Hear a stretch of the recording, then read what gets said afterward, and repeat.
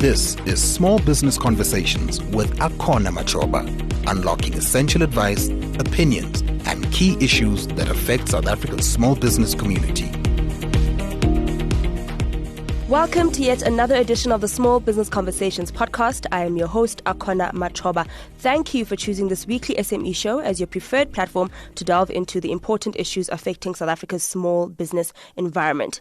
The V&A Waterfront is looking for 8 local food entrepreneurs to take part in this year's edition of the Makers Landing Kitchen Incubator program. The program promises to help entrepreneurs with business development training, financing, as well as technical support, among other skills that are important for business success. Now, the food business is historically a difficult one to get right, as the industry has a lot of regulatory standards that businesses need to adhere to. South Africa has its own localized problem of energy insecurity, and then on top of that, you add inventory management and other ever-changing consumer preferences, and that's just naming only a few of the issues that might be challenging for entrepreneurs in this space. So what makes this entrepreneurship program different? Alex Kabelin, the retail executive at the V&A Waterfront, is joining me today to answer that question and tell us more about the program. Thank you so much for joining me on the podcast, Alex. Thanks for having me, Akona.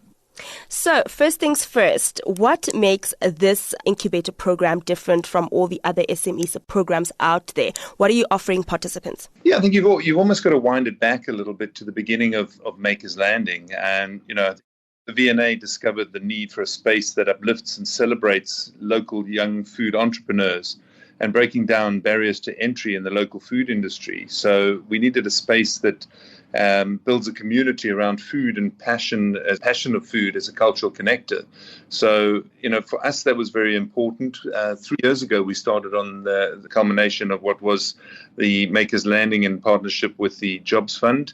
And, we built a food hub and a kitchen incubator that champions small business development and skill sharing between putting together skills experts and food credible experts together with these budding entrepreneurs. So you've got amazing collaboration between people who've been in the industry for many, many years working in the commercial kitchen and new young entrepreneurs coming through there. But then when we talk about the actual program, this is a dedicated program specified to people in the food industry. So I think it has the general ones of other SMEs, as you talked about earlier. It's about helping them take control of their businesses, increasing their chances of success, and finds ways of identifying and supporting them, enabling them to grow. And I think, we go through a pretty rigorous selection process. So, it's not easy to get in, but then, what we want to do is take the people who've got the passion and taking, where they've got a passion and turning it into a business. Some of them are sidelines and side hustles, but actually they have the potential to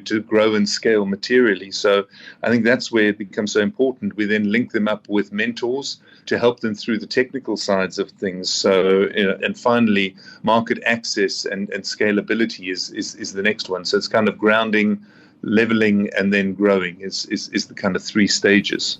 Alex, please speak to us about the rigorous selection process that you mentioned. What does it entail, and how do candidates make it into the program?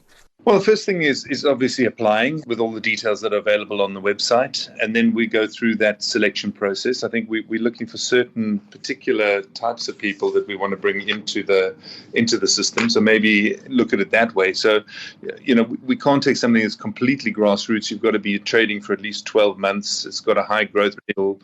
I think we're looking for people who are showing a monthly turnover around 10,000 Rand or more, ideally. So you've got to have a business that's starting to grow. I think it obviously has to be in the food sector, so very specific to the food sector or food packaged goods or hot foods. I think we're a local-based company, so there are other requirements for people to be in Cape Town. And I think the nice part of it is obviously very important for us is prioritizing women-owned businesses and female enterprises. So those are some of the key ones. Once we go through that, we have a look at all the applications we've got. We try not to duplicate too many, and then we go in front of a panel, and eventually it's almost like a master chef kind of one. Is we do a sweat test in the kitchen, and I think all of these people can cook. I think that's never the issue. It's the attitude, it's the ability, it's the willingness to grow that really is what sets them apart. So I think we're not there about teaching people to cook. I think that's often a misconception. It's actually helping them to grow their business, which is far more complicated sometimes. You mentioned quite a bit of points that I will touch on during our conversation, but I would like to just get back into, like I mentioned in my intro, that the food business is quite a tough industry to navigate because it requires so many moving parts to align in order to have a good shot at success. And you mentioned that it's not just about cooking. There's much more to making a success of a food business. And I'm just wondering, what are some of the dynamics that factor into the success or failure of a food business in Cape Town? One obvious benefit, obviously, of the city is a great influx of tourist activity, especially in the V&A Waterfront area. That is quite an iconic tourist attraction. But what are the other dynamics that factor into a business being able to scale, like you mentioned? Yeah, I think you've got to start with, there's got to be a level of business acumen and resilience. I think some of those things is what we're trying to teach the people how to do, learning about operations, budgeting, financial management, marketing. It's often the area that is least focused on, but actually one of the most important is that when you think about yourself being a chef, you take less interest in the financial side of things, but it's often the point that can make or break the business. So those are important for them to understand those and see where their growth opportunities are.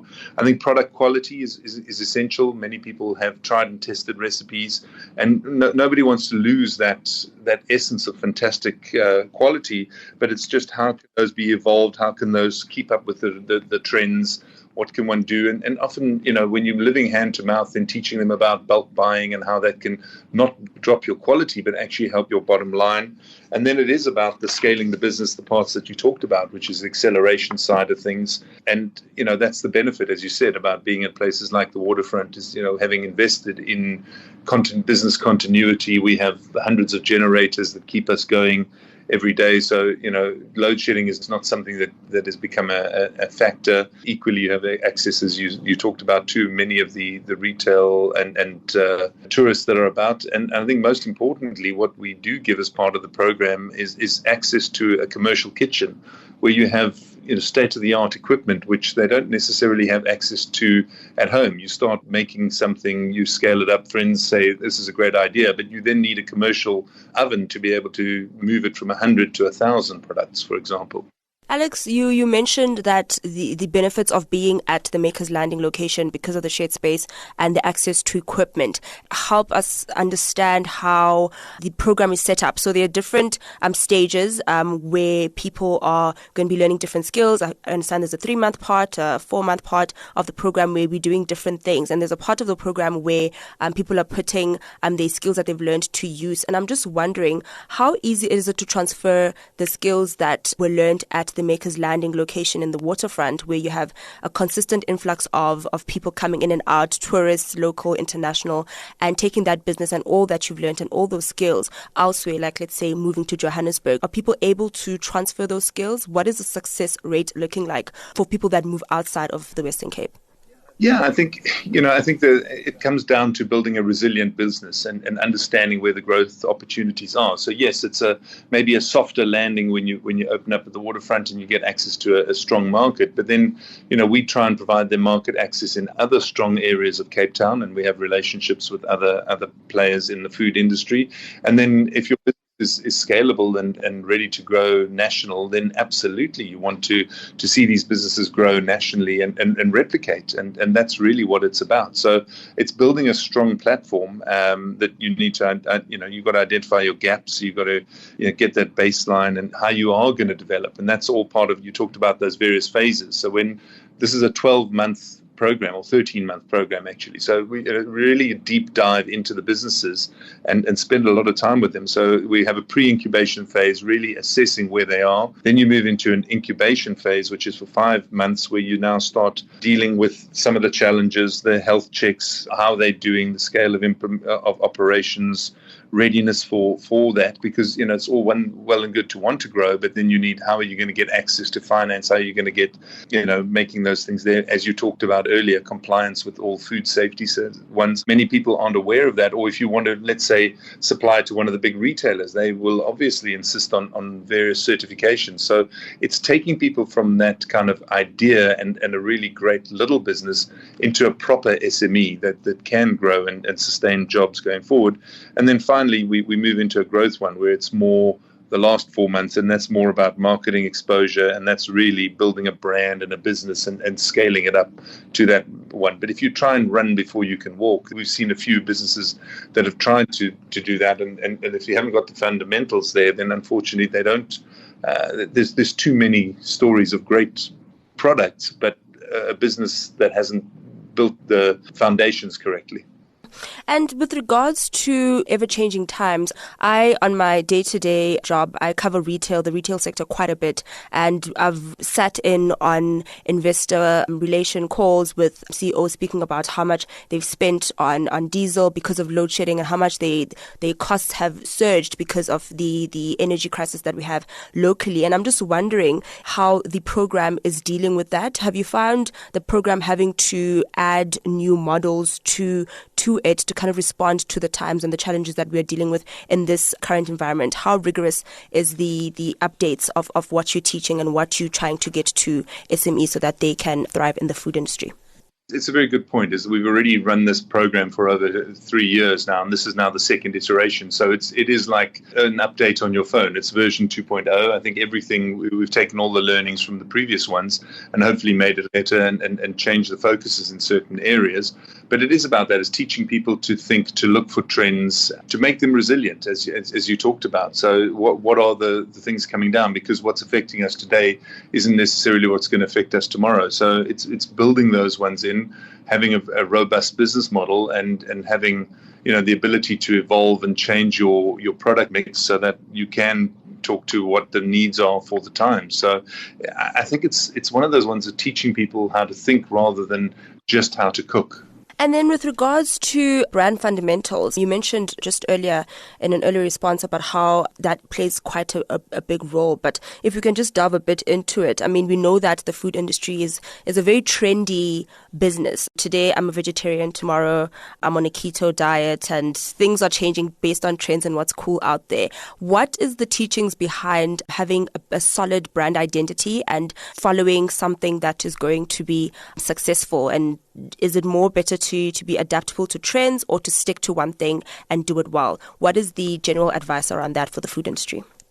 Akona, there's no hard and fast with any of these ones. Some brands have been tried and tested and always do what they've always done for 20 years, and then other brands evolve and change with the time. So it's quite a difficult question. I think you do need to be aware of where people are going, and you want your food and your ingredients to be healthier over time. As you mentioned, more and more people are going into non-meat ones, vegetarian. You're getting vegan options. So, is your product wide enough to address what the needs of the customer are? Because often it's a push-pull situation. So you've got a great product and you say, well, I'd love to try your product, but I'm vegan. Oh, well, we've actually got a vegan option. So it's thinking through those ones and what are the next trends that are going to be coming down the line. But as you say, you also want to remain true to yourself, is that if you've got a brand that only uses high quality ingredients, you now don't want to go and do huge mass produced ones, and you're not playing in a low cost, high volume basis. You're doing it in a much more artisanal way. And then just to close up, I understand that the closing date for the program is the 29th of January, but any further details that you want to get out there for people that are interested in the program? You mentioned that location is important, being Cape Town based. Am I understanding you correctly with that? What other details do you think will be crucial for entrepreneurs looking to be part of the program? Yeah, I think it was the list of ones that I gave earlier, but I think it's ideally Cape Town based, ideally a business that's been running for at least 12 months. So it couldn't be something you just thought about now. It's got to have a bit of a track record and a bit of a revenue projection so that you've got that going through. But I think we try not to put too many hurdles in the way. We'd rather have more applications than less and sift through them. The more people we can put through it, I think we all want to see these incredible entrepreneurs grow and thrive in our industry. That right there is Alex Kablin, the retail executive at the iconic V&A Waterfront, sharing more information about the Makers Landing Incubator Program for food entrepreneurs and how they look to assist businesses to navigate the challenging space. Thank you so much for your time, Alex. Really appreciate the time. No problem at all, Akona. Thank you. If you enjoyed this episode, please download the Small Business Conversations podcast on all digital platforms and don't forget to share our episodes. If you want to contribute to the conversation, you can X me at machoba_A or you can email us at smepodcast@moneyweb.co.za to share your thoughts and suggestions for future conversations. Until next time, goodbye and don't forget to support a small business near you. You've been listening to Small Business Conversations with Akona Machoba. To listen to more Moneyweb podcasts, go to moneyweb.co.za, the Moneyweb app, or your favorite podcast platforms. Moneyweb, your trusted source for business and investment insights.